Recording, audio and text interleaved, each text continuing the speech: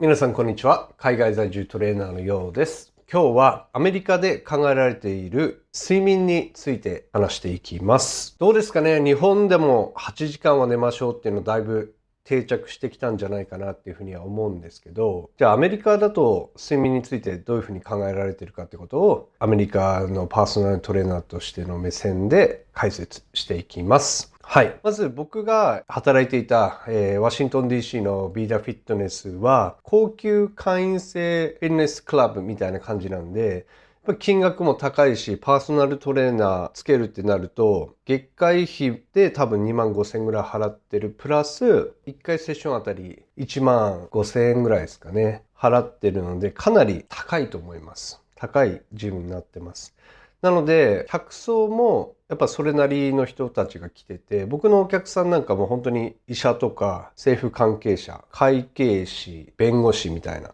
の人たちがメインで、やっぱその人たちもすごく忙しく働いてる中、ジムに来てトレーニングをする時間を自ら作って生活している状態です。結論から言うと、睡眠8時間取りましょうは、もう当たり前すぎて、8時間からどれだけ取れるかっていうところの話になってます。なので人によっては9時間、10時間必要になってくる人もいるっていう風な考え方がすごく定着してます。日本だと8時間目指そうよっていうところだと思うんですけど、アメリカでは8時間はもう最低。じゃあどういう人たちが8時間以上必要になってくるかっていうと、まず仕事ですね。仕事で肉体的、精神的なストレスが多い仕事。とにかく忙しい仕事ですよね。簡単に言うと。で、プラスジムに通ってトレーニングをしてるような人は8時間の睡眠じゃ絶対足りないよねっていう考え方です。で、前回動画で僕が出したウープ、トラッキングデバイスね。これで自分の疲労度を数値化してくれる、自分の取らなきゃいけない睡眠、回復に必要な睡眠時間を計算してくれるよって言ったと思うんですけど、僕でも最高で多分9時間半とか出ましたね。9時間半寝ないとダメですよって。その時はアメリカのボディビルコンテストのプレップ期間だったんで、減量末期だったんで、かなり疲労してたのと、やっぱりプラス別にパーソナルトレーニングのセッション数減らしてなかったので、普通に1日8本とかパーソナルもやってたので、やっぱりかなり疲労してたっていうのもあって、もうなんか黄色信号というか赤信号みたいな形で、もう今日は9時間半寝てくださいよみたいな形でアップでこの警告が出て、これ寝ないとまずいなみたいな感じだったんですけど、僕のトレーニングマネージャーってめちゃくちゃ忙しい人だったんですよ。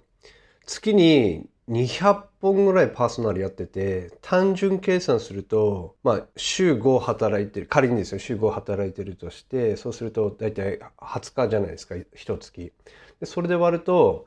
1日10本ぐらいパーソナル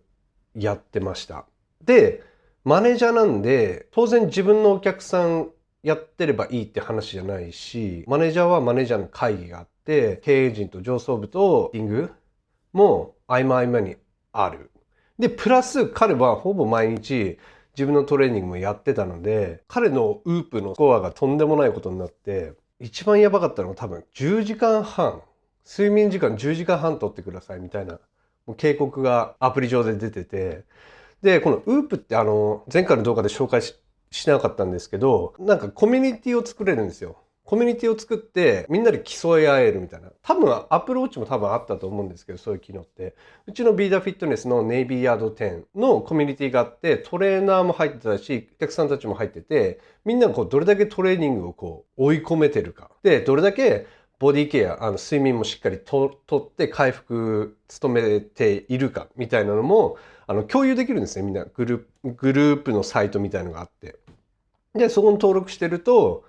自分がどれだけ今週追い込んでるか、1位なのか2位なのか、みたいなのを見れて、睡眠時間みたいなランキングがあって、うちのマネージャーはダントツトップで、睡眠時間足りてなさすぎるし、睡眠しなきゃいけないみたいなので、良くない方のランキングでいつもトップになってましたね。なので、さっきは仕事で精神的ストレス、身体的ストレスっていうふうに言ったんですけど、例えば子育てしてるとかね、子育てしてると、やっぱり仕事以外の部分でも精神的、肉体的なストレスっていうものも多いし、睡眠8時間で足りるっていうのは、ハードに仕事してたり、ハードにトレーニングやってる人たちからすると、正直言うと足りないです。なのでアメリカは8時間は寝ましょう。それはもう当たり前で、